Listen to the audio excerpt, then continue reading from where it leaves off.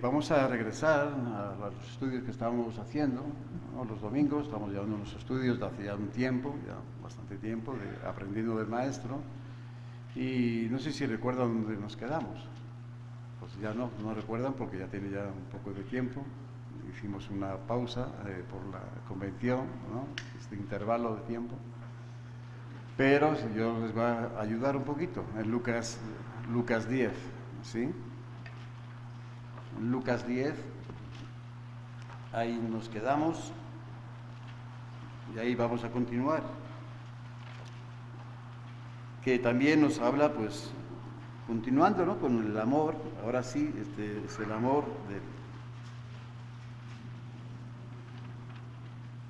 del Señor, ¿sí? Porque el amor de Dios es, como lo dice el apóstol Pablo ahí en su carta a los Efesios, es, bueno, hizo una descripción él antes de esa descripción, hizo una oración, dice pues, que él doblaba sus rodillas, ¿no? Ante el Señor, ante el Padre, para que Cristo, ¿no? Dice, habite en sus corazones, ¿no? Y que puedan llegar a comprender, ¿no? Pues el amor de Dios, ¿no? El amor de Cristo, ¿no? Dice, cuán grande es ese amor, ¿no?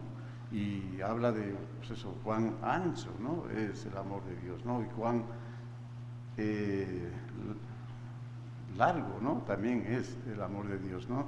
Y cuán profundo es el amor de Dios y cuán alto es el amor de Dios. Entonces, ahí vemos que el amor de Dios no hay límites, ¿sí? Lo ancho, lo largo, ¿sí? Lo profundo, lo alto, ¿no? O sea, ese es el amor de Dios en Cristo Jesús. Y bueno, pues, y de eso queremos seguir ahí, en ese amor, ¿no?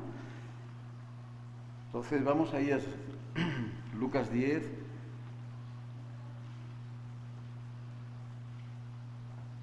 ...25...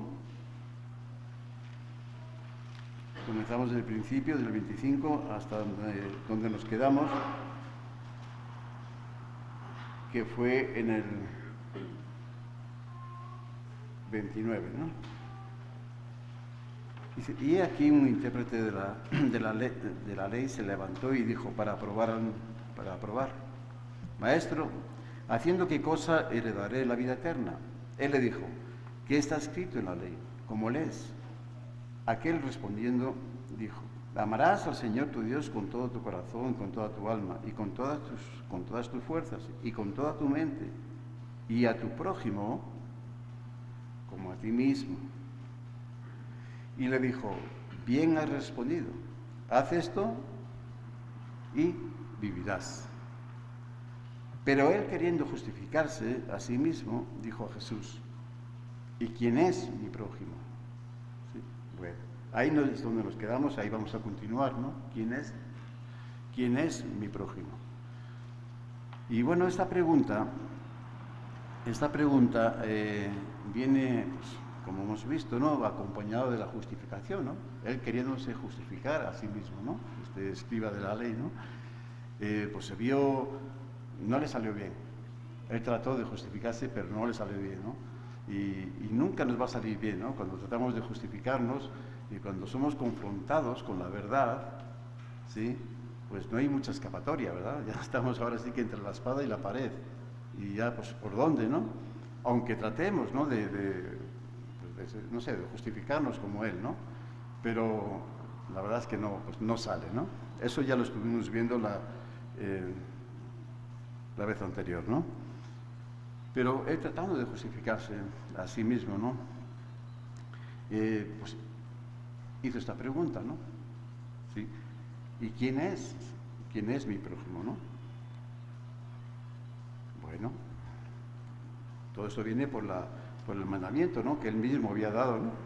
Que él conocía y lo expuso ahí, ¿no? Pues amarás a tu Dios con todo tu corazón, tu alma, tu mente y a tu prójimo como a ti mismo, ¿no?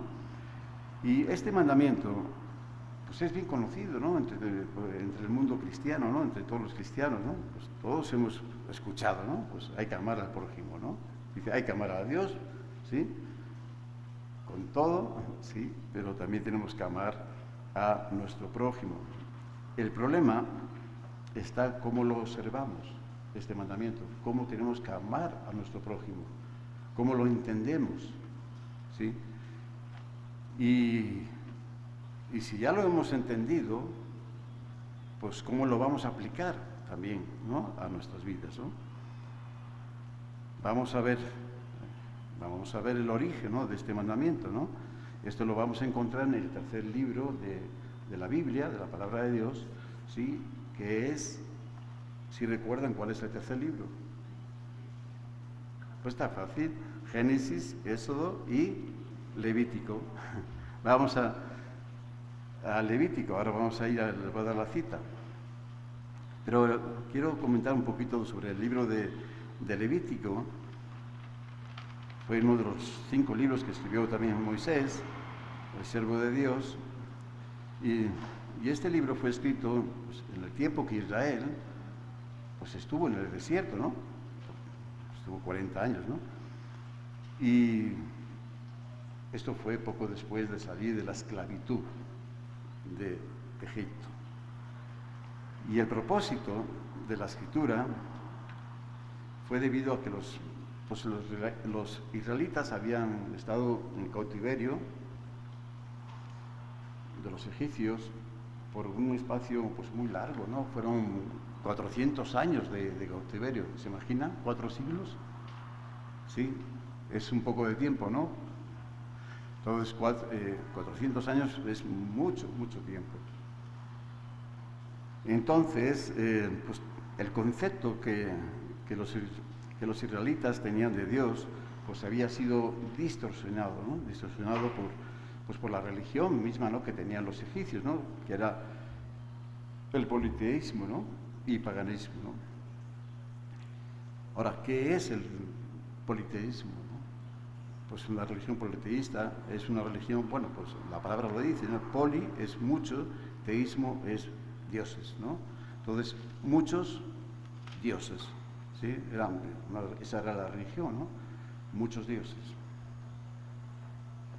Cada dios pues tiene un aspecto del Dios supremo, ¿no?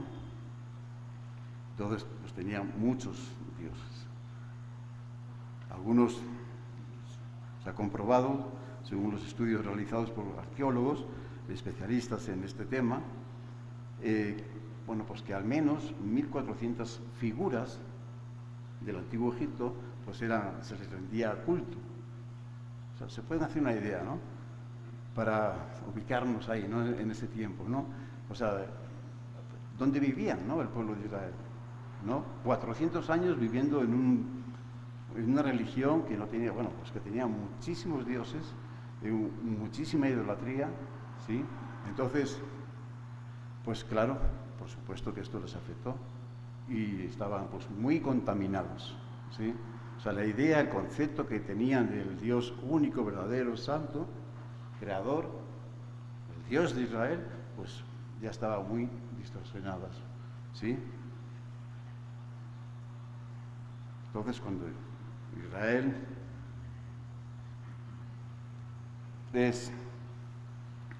Dios redime, ¿no? Redime a su pueblo que estaba en esclavitud de Egipto, ¿sí? Y lo primero que hace, ya que están en el desierto, ya fuera de los egipcios, fuera de esa religión tan, ¿no?, idólatra, pues lo primero que hace es establecer, ¿sí?, leyes, unas leyes, para proveerles, ¿no?, de la instrucción, la enseñanza, y unas leyes para guiar, ¿no?, guiar a este pueblo, que era un pueblo, en ese tiempo, pues era un pueblo como los egipcios, era un pueblo pecador, ¿sí?, era un pueblo que estaba alejado de Dios. Pero Dios no estaba alejado de Israel, ¿sí? Dios no estaba alejado de Israel. Dios le había hecho una promesa a Israel, ¿sí?, desde los patriarcas, ¿no?, desde Abraham y bueno, todos ellos, ¿no? Y Dios mantenía esa promesa, ¿sí? Y Dios escuchó, dice, que el clamor de Israel, ¿no?, sí, por la condición que vivía. Y y los atendió. Bueno, entonces Dios sacó a Israel de los egipcios, les puso leyes para guiarlos, ¿sí? Y con un propósito, ¿sí? De que darle a Israel la oportunidad de tener esa nueva relación con el Dios Santo, ¿no? Y Levítico pone todo el énfasis sobre la necesidad, ¿no? De la santidad, ¿no? De una santidad personal. Ahora, ¿y por qué esta necesidad? Bueno, pues esta necesidad es porque Dios es santo, ¿sí? Y si queremos tener una comunión con Dios, si queremos tener una relación personal con Dios, pues tenemos que ser también nosotros santos, ¿sí? Entonces, este es el punto principal, ¿no? Del libro de Levítico, ¿no? De facilitar, de ayudarles a través de la ley, de las instrucciones que Dios les daba, de que pudiesen ser santificados. Pero vamos a ir, por favor, ahí, Levítico, el capítulo 20, versos 7 y 8.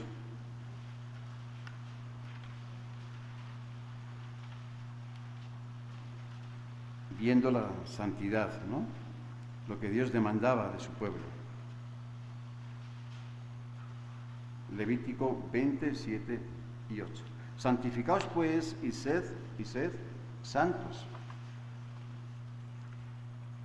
porque yo Jehová soy vuestro Dios, y guardad mis estatutos y ponedlos por obra.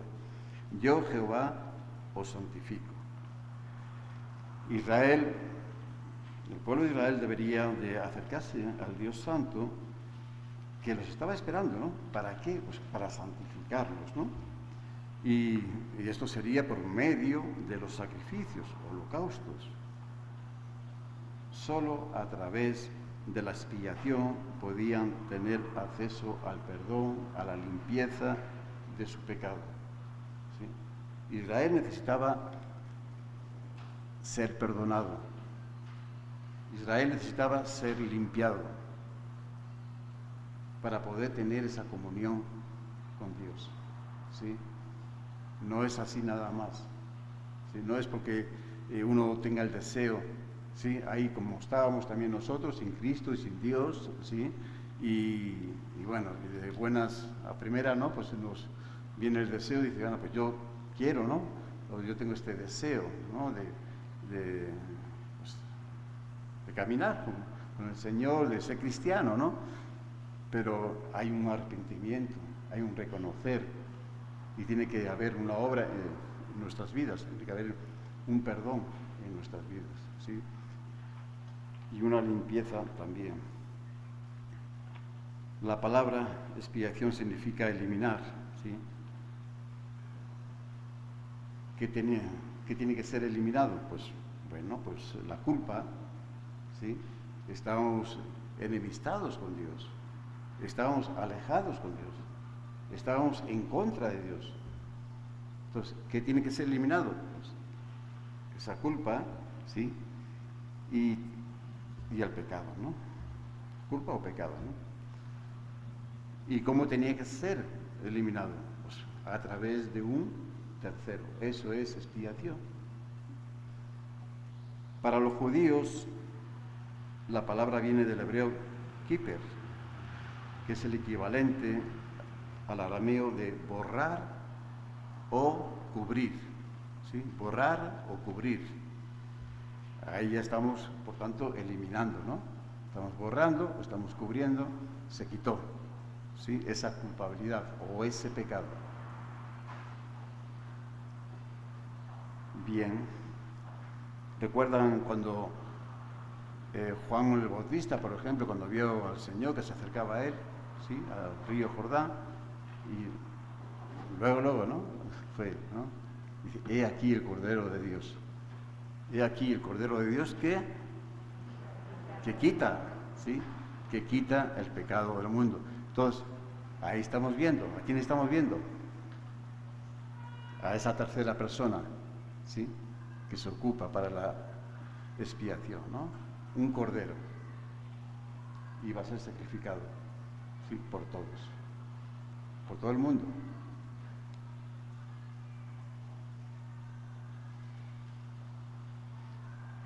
Vamos a ver ahí un poquito para que no... En Hebreos 10, verso 8 y 10. Yo se lo puedo leer. Diciendo primero, sacrificio y ofrenda y holocaustos y expiaciones por el pecado no quisiste, ni te agradaron, las cuales se ofrecen, según la ley.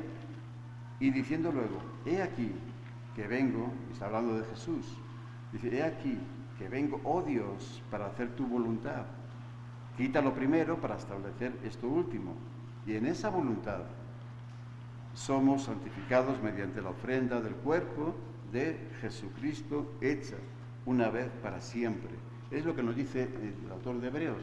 Dice, bueno, dice, ahora así era antes, ¿sí? Por medio de la expiación, del sacrificio, dice, así ahora es lo que vivimos, ¿sí?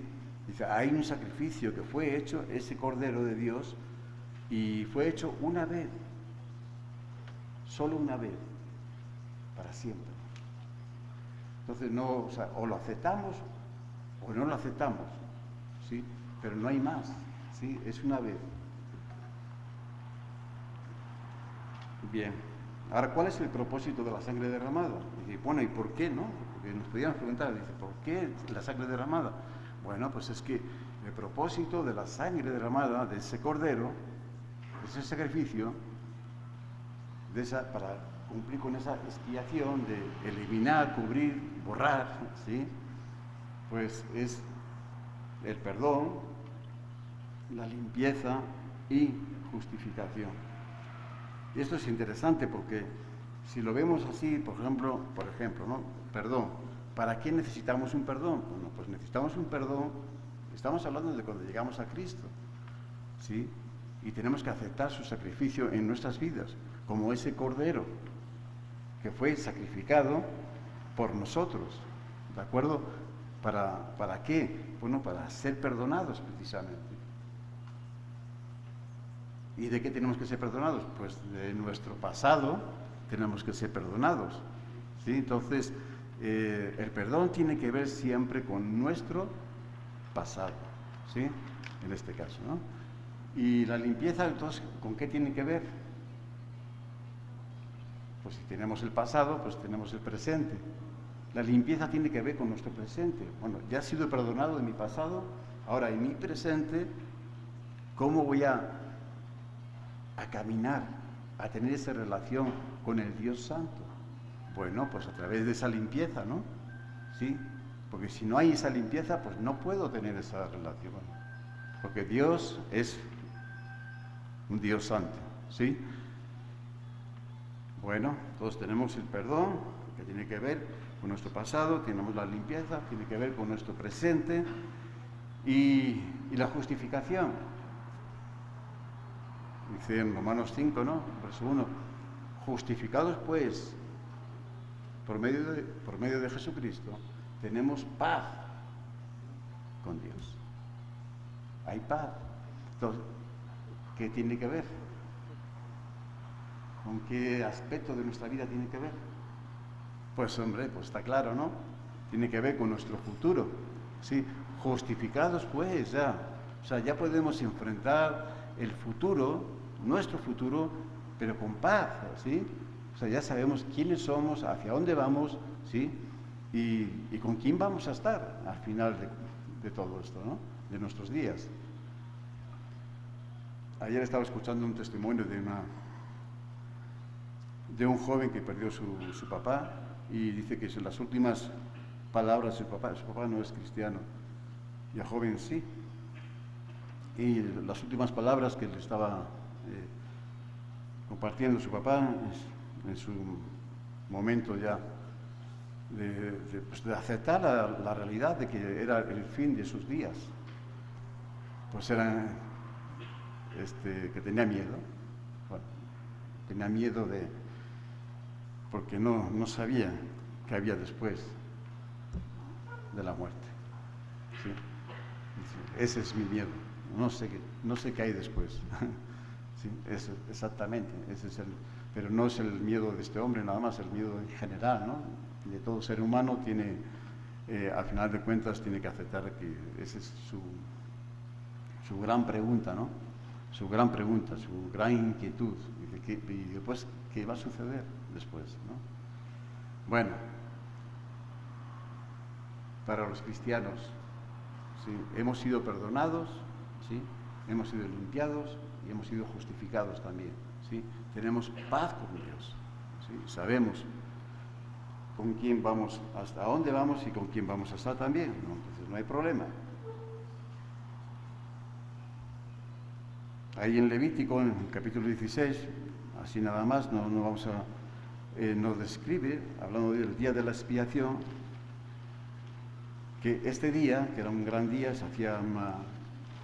era un evento, una de las fiestas judías que se sigue haciendo, por supuesto, y de las más importantes, es una vez al año, y es por la expiación del pecado del pueblo, de todo el pueblo, pero el pecado que se va acumulando durante todo el año, ¿sí? Entonces ese día se presenta, pues se hace este día de la expiación, ¿no? Y ahí describe un poco cómo tenía que ser pues ese día, cómo tenían que hacer esa expiación, ¿no? Con las leyes que da en el capítulo 16. Pero además también al pueblo debía ser también un pueblo sobrio, un pueblo que tenía que tener un testimonio, ¿sí? Tenía que tener un testimonio de Dios, que el Dios de Israel era el Dios verdadero, ¿no? En su vida personal y moral, ¿sí? Y hasta lo social, había leyes para todo. Es muy interesante las leyes que emanan de ahí del Levítico, ¿no? Y cómo atienden todos los aspectos, ¿no? Lo moral, lo espiritual, lo social, lo civil, todo. En Levítico 19, 16 y 18, por ejemplo, ahí vemos leyes, dice así el título, ¿no? El título de Levítico 19, leyes de santidad y justicia.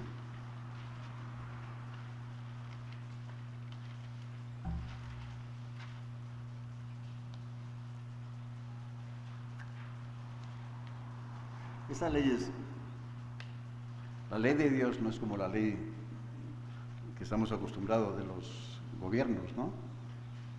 Que salen, bueno, pues su origen es en el Congreso de los Diputados, y después pasa por el Senado, y después ya, bueno, tiene un proceso y después ya son decretos y después ya se establecen como leyes, ¿no? Y esas leyes cada poco, dependiendo del turno, pues las van cambiando, ¿no? Las van modificando porque no sirve. Al final de cuentas, llega un tiempo que no, se quedan, ahora sí, encuentran, ¿sí? Alguna apertura por ahí para no cumplir con la ley, ¿no? Pero la ley de Dios es perfecta en todo, ¿sí? La ley de Dios es perfecta en todo.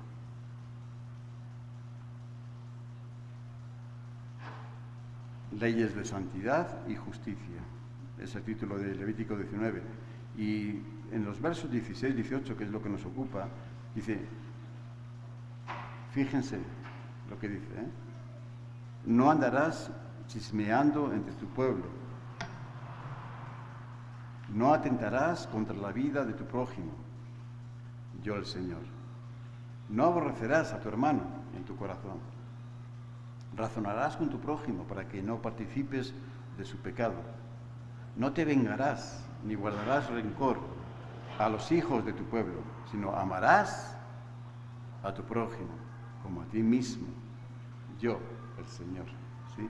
Entonces estamos viendo un poco, ¿no?, del mandamiento. Ese es el origen del mandamiento de amarás a tu prójimo como a ti mismo, ¿sí? Pero qué interesante que, por ejemplo, aquí, nada más, en estas leyes, pues nos dice 1, 2, no. Dice, no andarás chismeando, no atentarás contra la vida de tu prójimo, no aborrecerás a tu hermano, razonarás con tu prójimo, no te vengarás, ni guardarás rencor, sino que amarás a tu prójimo como a ti mismo. ¿Y quién lo dice? Dios mismo, ¿sí? Yo, el Señor, ¿no? Bueno,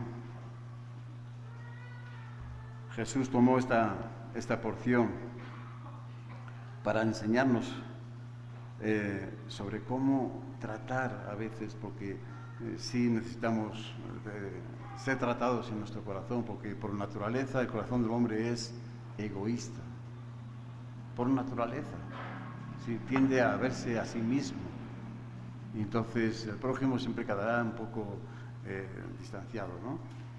Y entonces el Señor utilizó esta parte, ¿no? No seas vengativo con tu prójimo ni guardes rencor. Dice, ama a tu prójimo como a ti mismo, yo el Señor. Y el Señor pues tomó esta porción como punto de partida, ¿no? De cómo debemos de tratar a los demás. En Mateo 7:12 estableció una regla de oro, ¿no? Estableció una regla de oro de cómo amar a nuestro prójimo, cómo tratar a los demás. Así que todas las cosas que queráis que los hombres hagan con vosotros, así también haced vosotros con ellos, porque esto es la ley y los profetas. O sea, esto es el todo, ¿sí? Dice, si cumplimos con esta regla de oro, estamos cumpliendo con la ley de ahí de Levítico que hemos visto, ¿no? Y los profetas también, ¿sí? ¿Pero qué tenemos que hacer? Bueno, pues ahí está, ¿no? Todas las cosas que queráis que los hombres hagan con vosotros, ¿qué tenemos que hacer nosotros? Hacerlo con ellos también. Esperar, ¿no? Dice, pues así es como quiero yo también, ¿no? ¿Cómo tengo que tratar a mi prójimo? ¿Sí? Exactamente como yo quiero que él me trate a mí. Bueno, ¿yo qué es lo que quiero? Hombre, pues que me ame, que me considere, que me respete, que me aprecie. Pues es lo que quiero, ¿no? Bueno, pues entonces tú tienes que amarlo, considerarlo, honrarlo, respetarlo, ¿sí? Comencemos nosotros también, ¿no? Pero normalmente hacemos, o sea, que queremos que los demás sí hagan eso, pero no somos nosotros quienes lo hacemos con ellos, ¿no? Sí demandamos de ellos esa parte, ese amor, ese respeto, ¿sí? Esa consideración, pero nos quedamos un poquito corto a la hora de hacerlo nosotros, de aplicarlo nosotros con ellos también. Eso es en general lo que la gente exige, respeto, amor y aprecio. Esta es la regla para tratar a los demás con tan alta estima, ¿no? Y no solamente es la regla, es un mandamiento. Y fíjense que es el segundo mandamiento más grande. Esos son los dos mandamientos mayores, ¿no? Dice, ya con estos, amar a Dios sobre todas las cosas y a tu prójimo como a ti mismo. Ya está. Es difícil, porque podríamos decir, no sé, según los fariseos, la religión judía, pues tienen, no sé, ¿cuántos? 700 mandamientos, ¿no? Pues es muy difícil cumplir con los 700, ¿no? El Señor lo resume en dos. Ama a tu Dios con todo tu corazón, con toda tu alma, con todas tus fuerzas. Y a tu prójimo también, como a ti mismo. Y cumples con la ley y con los profetas. Ya está. Bueno, la pregunta, ¿quién es mi prójimo? Es la pregunta, ¿no? Nos cuesta ver al prójimo, ¿no? Fuera de nuestro ambiente, ¿no? De nuestro ámbito, ¿no? Más cercano. siempre tenemos la tendencia de preocuparnos y atender a los más cercanos, que es correcto, no está mal, es justo también, no está mal. Lo que no es correcto es, o el problema lo tenemos ahí cuando ignoramos, ¿no? Y nos olvidamos por completo del prójimo. ¿Sí? Todos ahí sí tenemos esa actitud de egoísta. ¿Sí? Estamos bien nosotros, está bien nuestro ambiente más cercano, y los demás, bueno, pues ya es problema de ellos, ¿no? Pues no es problema de ellos.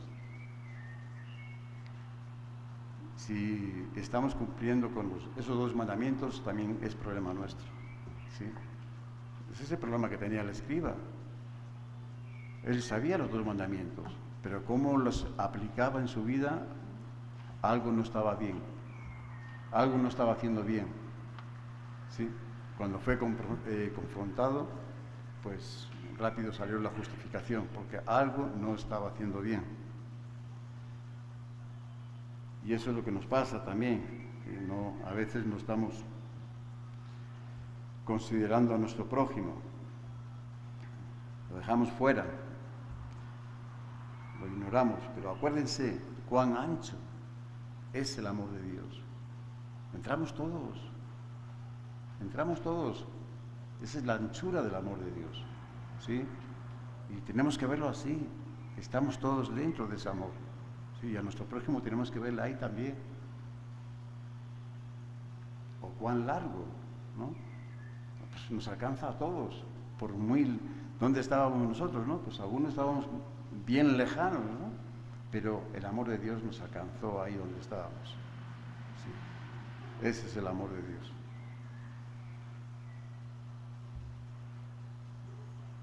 Jesús trató un poco con este problema, ¿no? De no dejar fuera al prójimo.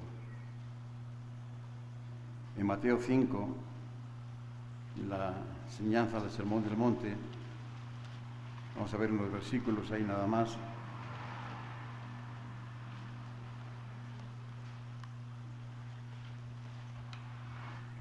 Mateo 5, 43, 45. Y después seguimos un poquito más adelante.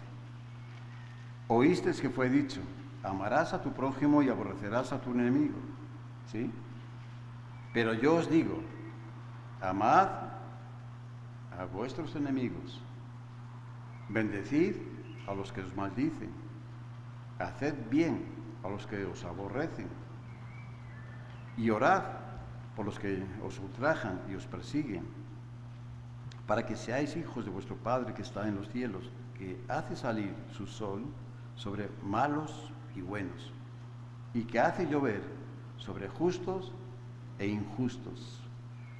Bueno, pues aquí vemos, ¿no? Dice, el Señor nos dice, este es el amor, ¿no? De Dios. Este es el amor. Ellos también tienen cabida, tienen lugar, ¿sí? En esta anchura, en esta largura, en esta profundidad, en esta altura del amor de Dios. Pero es que son mis enemigos, están en contra de mí, me dicen de cosas, no sé qué, o sea, no, están fuera de mi ámbito, de mi gente cercana, de mi círculo cercano. Pero, bueno, están fuera de ti, o sea, de lo que tú, pero no están fuera del amor de Dios. ¿Sí me explico? Sí, y tenemos que verlo así como el Señor lo ve también, ¿sí? Si Dios nos amó a nosotros, Dios les está amando también a ellos, el mismo amor. Entonces, ¿cuál es la diferencia? No hay ninguna, ¿sí? No hay ninguna. Tenemos que tener ese mismo amor también.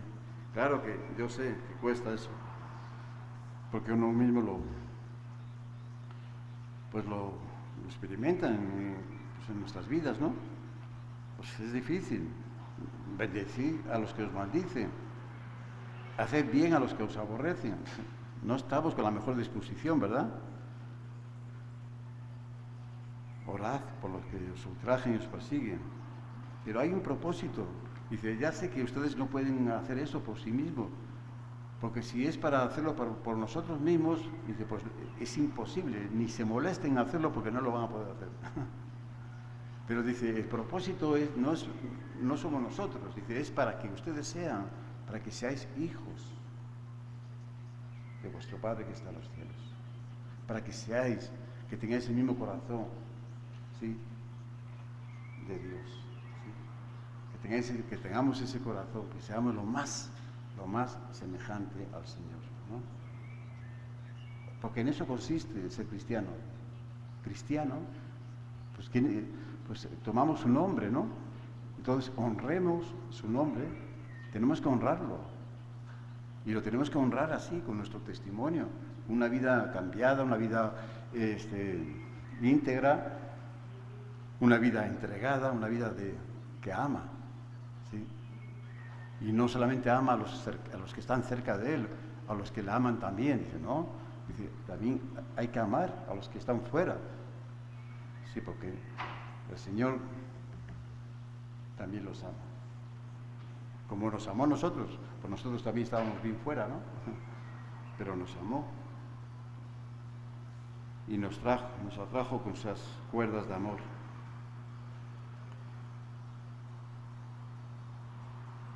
Para que seáis hijos de vuestro Padre que está en los cielos, que hace salir, fíjense lo que dice, su sol sobre malos. Interesante, ¿no? Interesante esto. Siempre es interesante, la palabra de Dios es viva y eficaz y siempre nos enseña, ¿no? Cada detallito. Hace salir su sol, podría decir, hace salir su sol a los buenos primeramente y a los malos, pero no dice eso, ¿verdad? ¿Qué dice? A los malos primero, ¿verdad? ¿Y dónde quedaron los buenos entonces? ¿Dónde quedamos? Nosotros que nos consideramos buenos. Y pues, espérate, porque la prioridad no eres tú porque eres bueno ya. Dice, la prioridad son los que no me conocen, la prioridad son los que me necesitan. Esa es la prioridad, porque está hablando de la bondad de Dios, ¿sí? De eso está hablando, de un atributo de los muchos atributos que Dios tiene, ¿no? Pero este es uno de los suyos, de los más especiales también, ¿no? Dios es bueno. Amén. ¿Sí? Dios es bueno, Dios es bondadoso. Y aquí vemos la bondad de Dios, que hace salir su sol sobre los malos y los buenos también.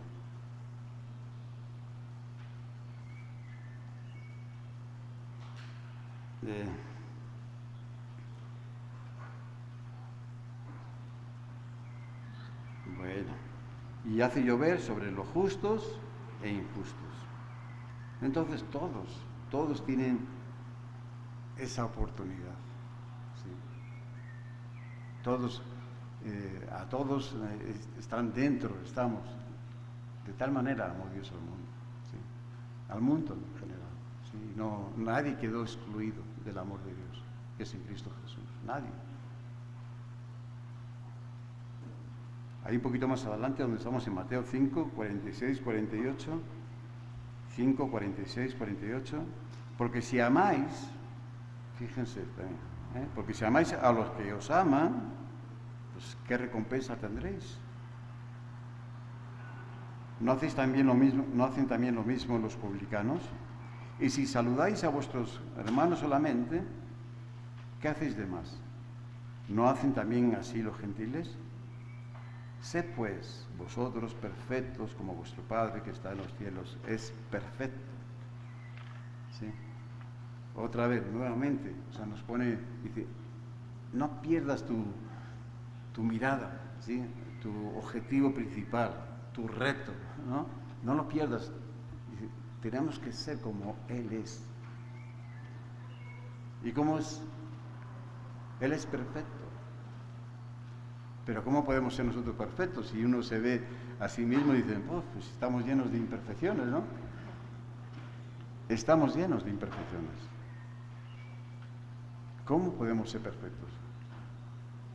Bueno, pues ahí en 1 Juan nos dice que en el perfecto amor, ¿sí? Que el perfecto amor echa fuera todo temor. Así nos dice. el perfecto amor.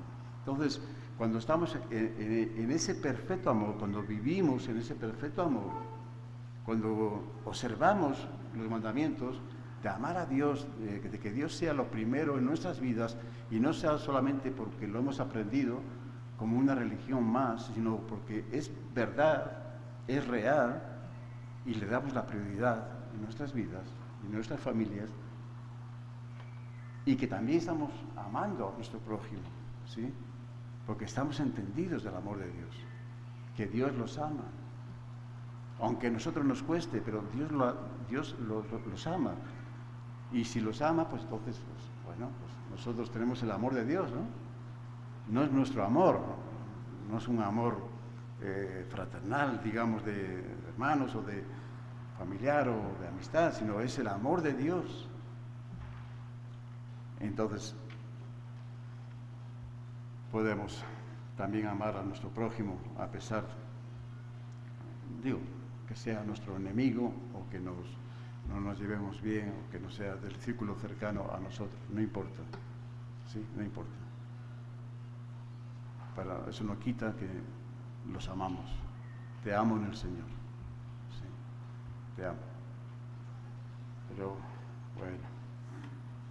Entonces, ¿dónde nos vamos a perfeccionar? Pues en el perfecto amor, porque ahí, cuando vivimos ahí, todo temor, todo miedo, todo sale fuera, no, ahí somos perfeccionados.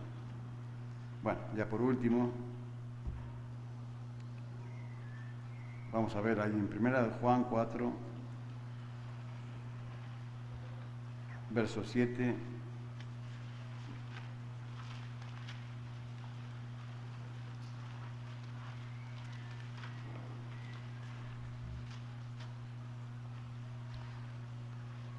Primera de Juan 4, verso 7 al 11, ¿no?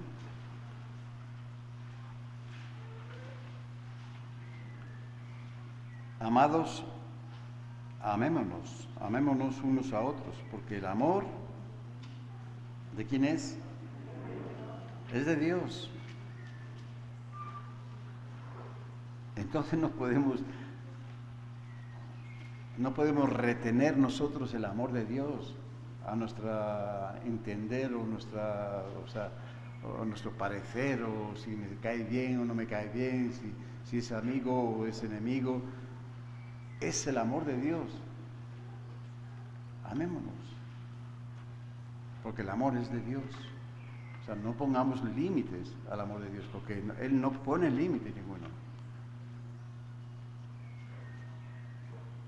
Todo aquel que ama es nacido de Dios, ¿sí? Y conoce a Dios. Dos cosas. Hemos nacido, ¿sí?, de Dios, una vida nueva, una vida espiritual, nuevas personas, nuevas criaturas, todo es hecho nuevo, y conocemos a Dios. El que no ama no ha conocido a Dios, porque Dios es amor. Y en esto se mostró el amor de Dios para con nosotros, en que Dios envió a su Hijo unigénito al mundo para que vivamos por Él. En esto consiste el amor, no en que nosotros hayamos amado a Dios. Este es un buen detalle, buen punto también a tener en cuenta. No es que nosotros hayamos amado a Dios, sino que Él nos amó a nosotros y envió a su Hijo en propiciación por nuestros pecados, en expiación, ¿no? Amados, si Dios nos ha amado así, debemos también de nosotros amarnos unos a otros. Bueno, pues si Dios nos ha amado así, no nos tuvo en cuenta qué tan lejos estábamos, ni tan en contra de Él estábamos, ni todas las maldades que estábamos haciendo, sino que nos alcanzó ahí con ese amor y nos dio a su Hijo amado, ¿sí?, en sacrificio. O sea, Él tomó nuestro lugar. Cristo tomó nuestro lugar. Él fue sacrificado. Nosotros teníamos que estar ahí pero Él tomó nuestro lugar, ¿sí? Expiación. Un tercero es el que entra en escena, ¿no? Un tercero es el que toma el lugar y dice, sí, claro que sí. Él es, yo soy, pues merecedor soy culpable, soy pecador, soy merecedor de muerte. Pero Cristo dice, pero yo he venido para darles vida. Y yo estoy dispuesto a dar mi vida para que Él tenga vida. ¿Sí? ¿Lo entendemos? Entonces, ese es el amor de Dios. En eso consiste el amor de Dios. Entonces, si lo entendemos, dice, pues entonces, ¿qué? Dice, también ustedes ámense así, también, con ese amor. Dice, hagan esto. Es la pregunta, es lo que la respuesta que el Señor le dio al escriba. Pues haz esto y vivirás. Pero él dijo, bueno, caray, esta no me la esperaba, ¿eh? Yo esperaba que me dijera, pues, ama a Dios y tal, ¿no? Y ya, con todo tu corazón, tú dices, sí, sí, yo lo amo a Dios con todo, sí. ¿Y a tu prójimo cómo la estás amando? Oh, bueno, es otra cosa ya, eso, ¿sí? Porque el prójimo, pues, fíjense que para los judíos, hasta el día de hoy, el prójimo, según la religión judía, el prójimo está dentro del pueblo escogido de Dios, está dentro del pueblo de Israel, Entonces, todo lo que sea fuera del pueblo de Israel, haya cuidados, haya cuidado, ¿sí? Pero el Señor lo dejó bien claro, dice, no. Y después, pues bueno, eso lo vamos a ver en otro momento, ¿no? Que el Señor se lo ilustró a él, ¿no? Con una parábola, una de las parábolas más famosas, ¿no? Que podemos ver, una más conocidas en el ministerio de Jesús, ¿no? En la tierra, ¿no? Y es el buen samaritano, ¿no? Para ilustrarle, para hacerle entender, dice, quién es tu prójimo, ¿sí? Pero eso lo vamos a ver en otra ocasión, ¿no? Bien. Debemos también nosotros amarnos unos a otros, ¿sí? Haz esto y vivirás. Cuando amamos a nuestro prójimo, lo que estamos haciendo es manifestando el amor de Dios en nuestras vidas. Y lo estamos manifestando de una forma real, ¿sí? O sea, verdadera. Y cuando sucede esto, o sea, hay unas consecuencias también, ¿no? Los demás van a ver el amor de Dios. Hay un resultado de todo esto. Los demás van a ver a Dios, su amor. Van a ver que Dios es amor y que Dios los ama también, que no están fuera, ¿sí?, del amor de Dios. Y pues, muchos creerán, ¿sí? Bueno, es lo que Dios espera de todos. Hace salir su sol sobre los malos y los buenos. Y hace llover sobre los justos y los injustos. Siempre esperando que todos lleguen al conocimiento de Él, ¿sí? El Dios verdadero, el Dios santo, el Dios de amor.